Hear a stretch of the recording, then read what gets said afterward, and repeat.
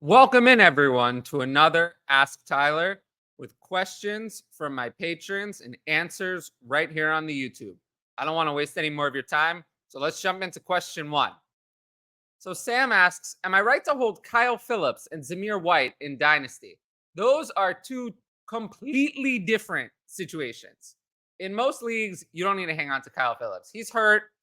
The wide receiver 3 on a meh offense, he can go. Zamir White is a stash, even with Josh Jacobs agreeing to his new contract to play this year. White has had a good camp. He's the RB2 there. He's obviously someone you should hold. He's not a drop in any sort of dynasty league. Next one. Is Devon Achane a buy, sell, or hold right now? Do you think Miami will sign a veteran running back? Well, I mean, the only veteran running backs out there are Leonard Fournette and Kareem Hunt. Not feeling that they're going to sign one of those. They have Wilson and Mostert. They're not going to sign another meh veteran. But Dalvin Cook was in play for them. But he's gone. Jonathan Taylor, though. Jonathan Taylor is in play. And I get it. They like Devon Achane. They like their players. But Jonathan Taylor's elite. And none of the guys they have will ever be elite. So you do run that risk. I'd lean that he's a hold. He's RB28 in DLF ADP. That seems like a value for a third-round rookie with his profile. He's definitely not a sell. You're not getting much back for him right now. Next question, and this is a good one. I like this one a lot. Do you find it hard to get proper value for elite blue chip players? Struggling in a couple rebuilds to get anything close on a couple players? Absolutely. Those are the guys I want to invest in a rebuild. Justin Jefferson, Jamar Chase. Those are guys you want to build around. Patrick Mahomes, Josh Allen, Jalen Hurts in Superflex. You build around those guys. You're not going to get the value for them in a trade to sell them. Sometimes I even like buying them if I can turn A.J. Brown and DK Metcalf types into those higher end guys, T. Higgins, into those guys like Chase and Jefferson. I love to do it in a rebuild because those guys last longer. Those top guys last longer. But I can also help you through that more on the Patreon. Patreon.com/fantasy advice. I'll answer all these questions either in DM tiers at the higher tiers or on the Patreon Discord. We have vibrant discussion. That's where all these questions come from. So if you want to be a part of it, make sure to join the Patreon. $5 a month gets you the lowest tier. Next question. Where does Trey Lance rank in your personal all-time quarterback busts? Oh, he's up there. Ryan Leaf is worse. Jamarcus Russell.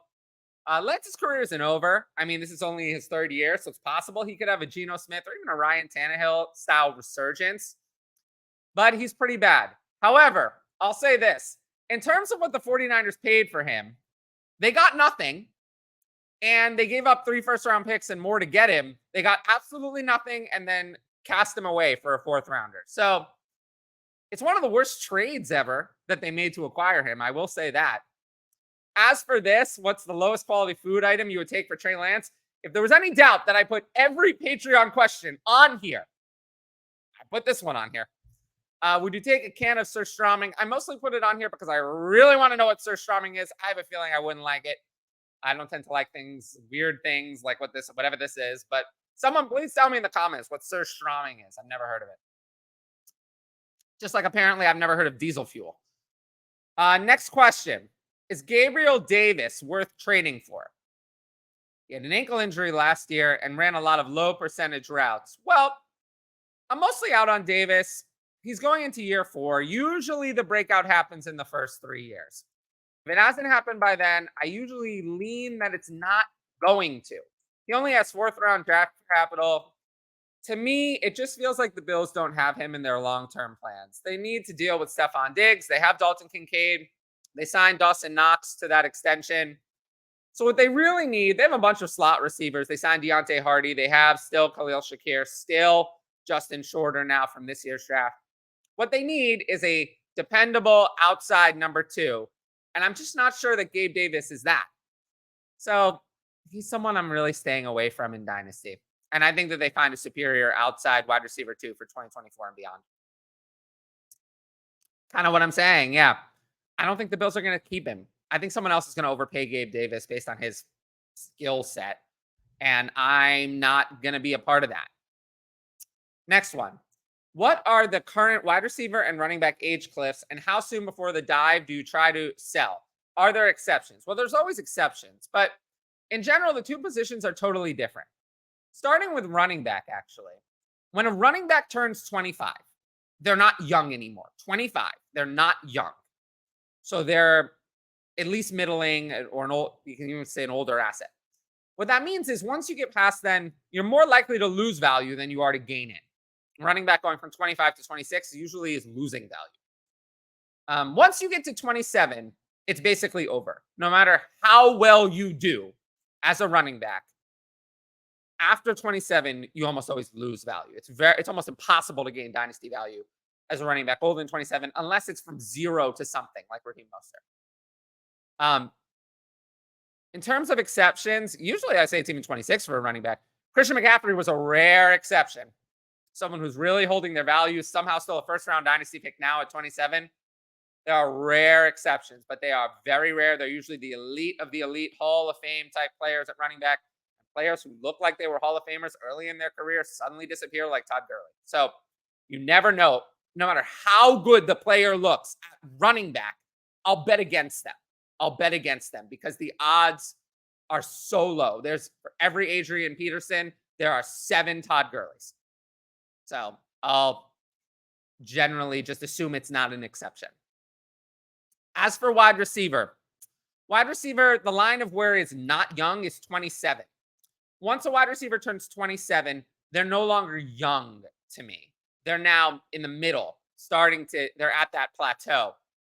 And 29, once they hit 29, it is very hard to gain value. Usually from 29, because 30 is the death age. That's when people are like, oh, 30 years old. So what that means is 29 is the end of the plateau. Once you go from 29 to 30, it's almost always going down. Are there exceptions? I think it's easier to figure out at wide receiver who's elite and who's just very good. I think that's a little easier. But seeing wide receivers produce to 33, 34, 35, I mean, Jerry Rice did it, but there are not many others who did it really past 32. There aren't many others. Even elite players like Julio Jones couldn't do it past 32. Andre Johnson, 32 and done. There are so many examples you can look. 32 is usually finished. So other than the best of the best, there are exceptions. However, with wide receiver, it's a little more gradual.